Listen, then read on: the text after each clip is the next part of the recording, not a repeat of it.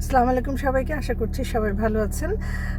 আজকে যে কথাগুলো বলবো সেটা হচ্ছে, সম্প্রতি আমরা যে দেখেছি যে একজন পুলিশ অফিসার তিনি নিজের জীবন দিয়ে দিয়েছেন সংসারের অশান্তির জন্যে, সেটার উপরে কিছু কথা বলবো। আসলে আমাদের সমাজে এখনও বউ শাশুড়ির যে দ্বন্দ্ব, এটা কিন্তু চলেই আসছে এবং এটা কখনো থামবে না।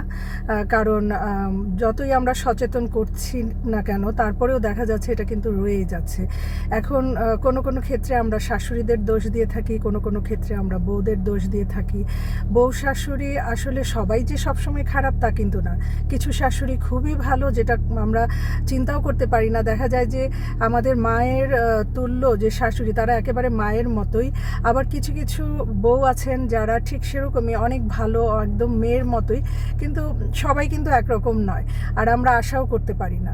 এক্ষেত্রে আমি বলবো একজন মানে মনোবিজ্ঞানীর চিন্তাধারা থেকে যে এক্সপেকটেশনটা আমাদের আসলে কমিয়ে দিতে হবে। শাশুড়ি বউদের উপর আসলে যে এক্সপেক্ট করেন, বউরা যে শাশুড়ির উপর যে এক্সপেকটেশনটা রাখেন, সেগুলোকে কমিয়ে আনতে হবে। তো অনেক ক্ষেত্রেই দেখা যাচ্ছে যে বউরা শাশুড়িকে মানে মা মনে করতে যান। মা মনে করতে যাবেন না, শাশুড়ি শাশুড়ির জায়গায় থাকবে, তাকে সেই সম্মান দিয়ে তার সঙ্গে সেই সম্পর্ক, সুন্দর একটা সম্পর্ক রাখতে হবে।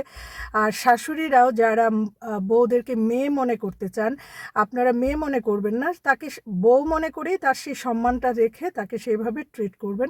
আর এর মধ্যবর্তীতে যিনি থাকেন, অর্থাৎ পুরুষটি, যিনি দেখা যায় যে পারিবারিক কলহের শিকার হয়ে নিজের জীবন দিয়ে দিচ্ছেন, তো তাকে আমি বলবো, আমরা সবসময় বলি বেচারা পুরুষ, অসহায় পুরুষ, আসলে তা কিন্তু নয়। তারও কিন্তু একটা বিরাট ভূমিকা আছে। অর্থাৎ পরিবারের যেহেতু সবাইকে নিয়ে থাকবেন, তো তারও কিন্তু সমঝোতা করে চলার একটা অ্যাবিলিটি থাকতে হবে। নিরপেক্ষভাবে দুজনকেই দেখতে হবে, কখনো পক্ষপাতিত্ব করে অন্যায়কে প্রশ্রয় দেওয়া যাবে না।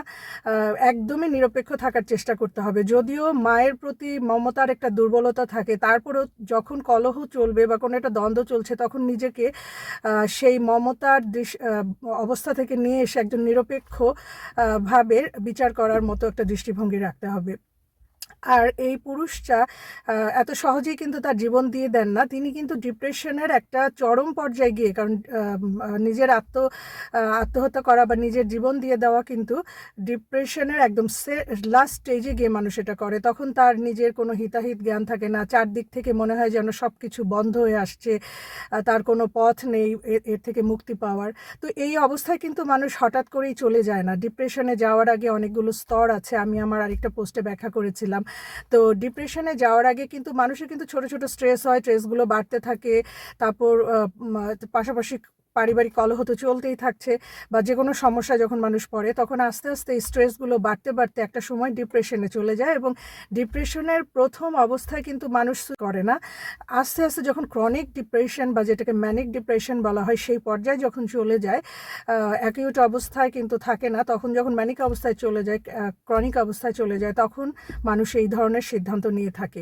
তো আমি মনে করি যে যে মানুষটি এরকম অবস্থা শিকার হচ্ছে, তিনি নিরপেক্ষভাবে সমঝোতা করার চেষ্টা করবেন। যদি তিনি না পারেন, অবশ্যই একজন মনোবিজ্ঞানীর সাহায্য নেবেন।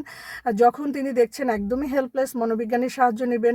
এই ক্ষেত্রে আমাদের কিন্তু মনোবিজ্ঞানে অনেক ধরনের কাউন্সেলিং রয়েছে, অর্থাৎ ফ্যামিলি কাউন্সেলিং রয়েছে। যদি সম্ভব হয়, যাদের নিয়ে সমস্যাটা হচ্ছে, তাদেরকে নিয়ে যাওয়া মনোবিজ্ঞানীর কাছে। কিন্তু অনেক সময় দেখা যায় যে তারা যেতে চান না, তখন যিনি মধ্যবর্তী অবস্থায় আছেন, তিনিই যাবেন, যে উনি বিভিন্ন ধরনের কাউন্সেলিংগুলো আয়ত্ত করবেন এবং পরিবারের এই সমস্যাগুলো সমাধানের জন্য চেষ্টা করবেন। তারপরেও যদি তিনি কিছু করতে না পারেন, তখন অন্তত নিজের যখন চারদিক বন্ধ হয়ে আসছে এবং নিজের জীবন দিয়ে দেওয়ার চিন্তা করছেন, সেই অবস্থায় না গিয়ে নিজেকে ভালো রাখার জন্য আপনি নিজে কি করে এরকম পরিস্থিতির সঙ্গে খাপ খাইয়ে চলবেন, সেই কারণে হলেও আপনাকে কিন্তু একজন মনোবিজ্ঞানীর সাহায্য নেওয়া উচিত। কারণ এটা তো কোনো সমাধান নয় আসলে নিজের জীবন দিয়ে দেওয়া। কারণ আপনি যদি দুজনকেই ভালোবাসেন, তাহলে আপনি চলে গিয়ে তাদের যে একটা প্রতিকূল অবস্থার ভেতরে ফেলে দিয়ে গেলেন, সেটা তো সমাধান নয়। সে কারণে যখনই এই ধরনের চিন্তা আসবে, আপনি ভাববেন যে যখন মনে হবে যে আপনি বেঁচে থাকতে চাচ্ছেন না, একদম সিরিয়াসলি আপনি ভাবছেন, মাথায় আসছে, তখনই কিন্তু অবশ্যই, তার আগেই যেতে পারলে ভালো। আর তখন কিন্তু অবশ্যই আপনার একজন মনোবিজ্ঞানীর সাহায্য নেওয়া প্রয়োজন। কারণ আরেকটা গবেষণায় কিন্তু দেখা গেছে যে মেয়েরা কিন্তু অনেক চিন্তা করে, কিন্তু মেয়েরা কিন্তু মানে মরে যাওয়ার যে সিদ্ধান্ত সেটা কিন্তু তারা কম নেয়। আর ছেলেরা কিন্তু এই ধরনের সিদ্ধান্ত যখন তারা চিন্তা করে তখন তারা নিয়ে ফেলে। সে কারণে আমি বলবো এক্ষেত্রে সচেতন হওয়া প্রয়োজন।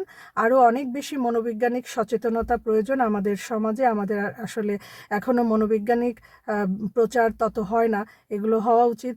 আমাদের জীবনের প্রতিটি ক্ষেত্রে আসলে মনোবিজ্ঞানের প্রয়োগ রয়েছে। আমরা সাধারণত মনে করি যে শুধুমাত্র একদমই ভারসাম্যহীন বা অস্বাভাবিক ব্যক্তির জন্যই মনোবিজ্ঞানী বা সাইকিয়াট্রিস্ট বা সাইকোলজিস্ট, আসলে কিন্তু তা নয়। সাইকোলজিটা আসলে সবার জন্যই জানা প্রয়োজন, এবং কাউন্সেলিংগুলো আসলে সবার যদি সাহায্য নেওয়া হয় তাহলে আমার মনে হয় এই ধরনের সমস্যাগুলো কম হবে। ভালো থাকবেন সবাই। অন্য একটি পোস্ট নিয়ে আবার আসবো। সে পর্যন্ত সবার জন্য শুভকামনা। খোদা হাফেজ।